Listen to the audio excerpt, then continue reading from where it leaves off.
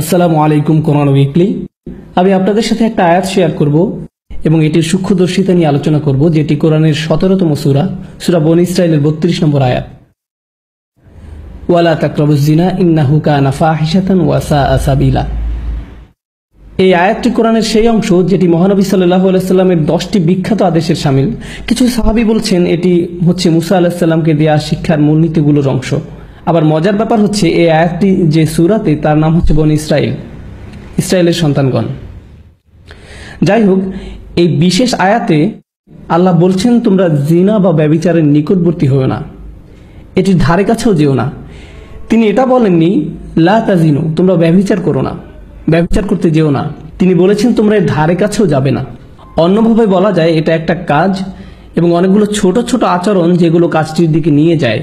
কাজটির একটি পরিধি আছে যা চারপাশে ঘুরতে থাকে এবং আপনি কাজটির ধারে কাছেও যেতে পারবেন না। যেই সংবেদনশীলতা নিয়ে কোরআনের ভাষা আল্লাহ রাব্বুল আলামিন ব্যবহার করেছেন, আমাদেরকে সেই ভাষা বুঝতে হবে যাতে আমরা আল্লাহর বিজ্ঞতার তারিফ করতে পারি এবং বুঝতে পারি কিভাবে তিনি আমাদের পরামর্শ দিচ্ছেন যাতে আমরা সমস্যাগুলো উতরে উঠতে পারি।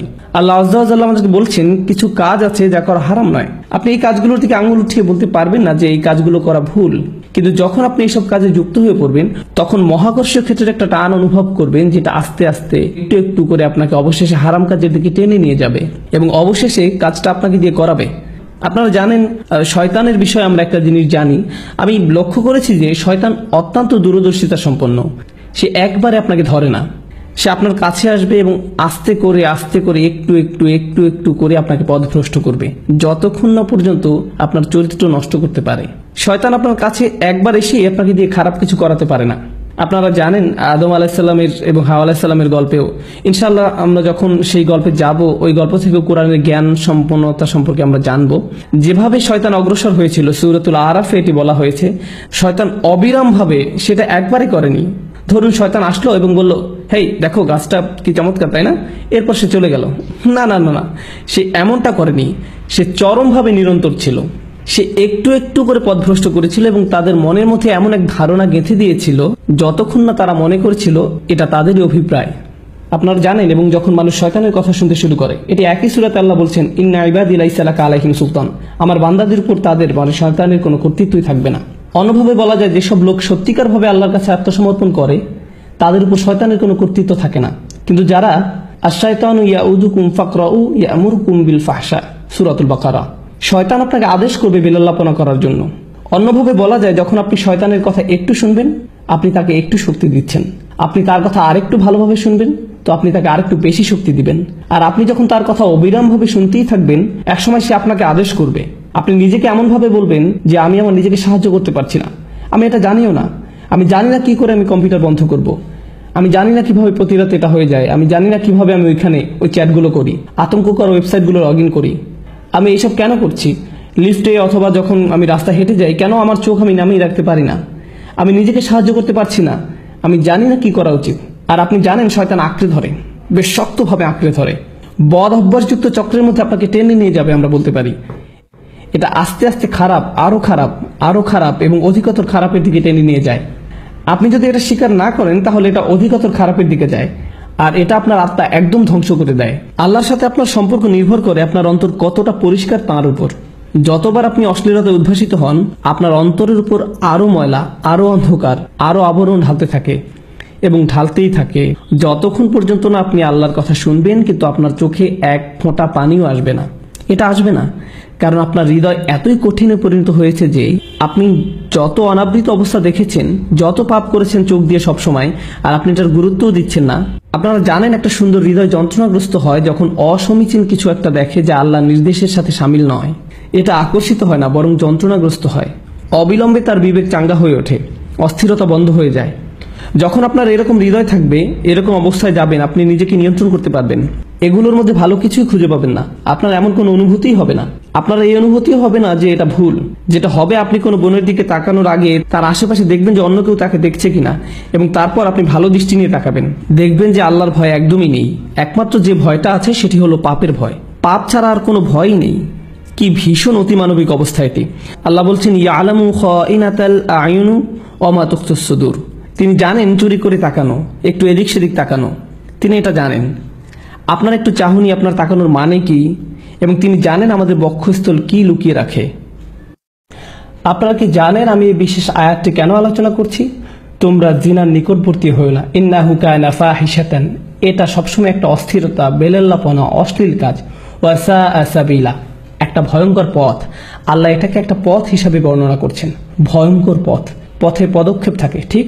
পথ মানেই পদক্ষেপ। আপনাকে শনাক্ত করতে হবে আপনি কোন পদক্ষেপ নিচ্ছেন। এই পদক্ষেপ নিতে আপনাকে কি করতে হচ্ছে? আপনারা জানেন প্রত্যেকটা কাজের কিছু প্রক্রিয়া থাকে, কিছু চক্র থাকে। স্কুলের পরে আপনি কয়েক ঘন্টা সময় পাচ্ছেন আপনার পিতামাতা বাসায় ফেরা পর্যন্ত। আপনারা জানেন আপনি কিছু বন্ধুর সাথে ঘুরছেন যাদের কোনো মান নেই। প্রত্যেকটা সময় আপনাকে শনাক্ত করতে হবে কোন কাজগুলো আপনাকে পাপের দিকে টেনে নিয়ে যায়। আমাদের গোড়া থেকে এগুলো কেটে ফেলতে হবে। আমাদেরকে এই পথে গা ভাসিয়ে দেওয়া বন্ধ করতে হবে। ওয়া সাআ সাবিলা। আমার কাছে এই আয়াতের অসাধারণ দিকটি কি জানেন? যেভাবে এটি সম্পৃক্ত করা হয়েছে। এই আয়াতের পরে আল্লাহ তাআলা বলছেন, তোমরা মানুষ হত্যা করো না। ওয়ালা তাকতুলুন নাফসাল্লাতী হারামাল্লাহু ইল্লা বিল হক। তোমরা নির্দোষ মানুষকে হত্যা করো না। আল্লাহ জিনাকে প্রথম অপরাধ হিসাবে উল্লেখ করেছেন এবং হত্যাকে দ্বিতীয় অপরাধ হিসেবে। আপনি কি চিন্তা করতে পারছেন? আপনি মনে করেন হত্যা অনেক বড় অপরাধ, ঠিক? কিন্তু আল্লাহ বলছেন যখন আপনি অন্য মানুষের মর্যাদা লঙ্ঘন করবেন, এটি হচ্ছে ফাহশা। আপনি যখন মানুষকে নিয়ে এভাবে চিন্তা করবেন তখন আপনি নিজের এবং তার মর্যাদা লঙ্ঘন করবেন। আমরা যদি কাউকে হত্যা করি, আমরা তাকে শারীরিকভাবে হত্যা করি। আপনারা জানেন তার বেঁচে থাকার অধিকার লঙ্ঘন করি, আর ওটা হচ্ছে আত্মার হত্যা, ফাহশা। আর এটি হচ্ছে শারীরিক হত্যা, ফাতর। দুই রকমের হত্যা রয়েছে। তাই আল্লাহ তাআলা আত্মার হত্যার কথা প্রথমে বলেছেন। আমাদের সবার মান এত নিচে নেমে গিয়েছে যে একটা নতুন সিনেমা মুক্তি পেলে আপনি হয়তো অনেকগুলো ট্রেলার দেখে ফেলেছেন আর নিজেকে বলছেন, এখানে মাত্র একটা খারাপ দৃশ্য আছে। ব্যাপার না, এটি একটি PG-13। যেটা আগে PG-13 হওয়ার কথা ছিল এখন সেটা PG। কাজে সব জায়গায় অশ্লীল দৃশ্য। এবং যে আত্মার মূল্য আমরা হারিয়ে ফেলেছি তার প্রতি আমাদের যত্নবান হওয়া উচিত। এটা আমাদের নামাজের উপর প্রভাব ফেলছে, দোয়ার উপর প্রভাব ফেলছে, আমাদের চরিত্রের উপর প্রভাব ফেলছে, এটা আমাদের পরিবারের উপর প্রভাব ফেলছে। এবং আমরা গুরুত্বও দিচ্ছি না। আমরা মনে করি এটাই জীবন, আমাদের সময়ের সাথে তাল মিলিয়ে চলছি। ঠিকই আছে, সবাই একই কাজ করছে, আমরা কি করতে পারি? তাই আপনি যেসব ছবি ফেসবুকে পোস্ট করছেন তার গুরুত্ব দিচ্ছেন না। আমি ফেসবুক ব্যবহার করা বন্ধ করে দিয়েছি। আমি বলছি না যে ফেসবুক ব্যবহার করা হারাম, আমি ব্যক্তিগতভাবে এটা ব্যবহার করতে পারছি না। আপনারা জানেন আমি এটা ব্যবহার করি না।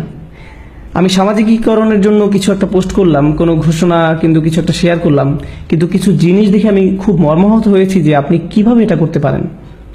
আপনি একজন মুসলিম এবং কিভাবে আপনি এই ধরনের ছবি পোস্ট করতে পারেন? নিজের মর্যাদা নিজেই রাখুন, নিজের পরিবারের মর্যাদা বজায় রাখুন, নফসকে নিয়ন্ত্রণ করুন। চোখ দিয়ে তাকানো, চোখের জিনা থেকে বাকি সব শুরু হয়। অন্য সবকিছু এখান থেকে শুরু, অন্য সবকিছুই চোখের জিনা থেকে শুরু।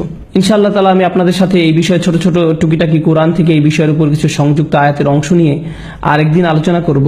কিন্তু আজকে ইনশাআল্লাহ শেষ যে জিনিসটি আলোচনা করব তা হচ্ছে ফাহশা, যার অনুবাদ হচ্ছে লজ্জাহীনতা, উত্তেজনা, অশ্লীলতা। আরবি ভাষার কিছু নিয়ম আছে যেগুলো একই রকমের, ওয়াহাস এবং ফাহাস। ওয়াহাস মানে হচ্ছে বন্যপ্রাণী, ফাহাস মানে হচ্ছে যে বন্যপ্রাণীর মতো আচরণ করে। লজ্জাহীনতা এমন একটি আচরণ হিসাবে বর্ণনা করা হয়েছে যেটি বন্যপ্রাণীর আচরণের মতো। আল্লাহ মানবকুলকে মর্যাদাবান করেছেন। আদম আলাইহিস সালামের উপর যে শাস্তি দেওয়া হয়েছিল সেটা হলো তার জামা কাপড় খুলে ফেলা হয়েছিল। আমাদের আদি পিতামাতার জামা কাপড় খুলে ফেলা হয়েছিল।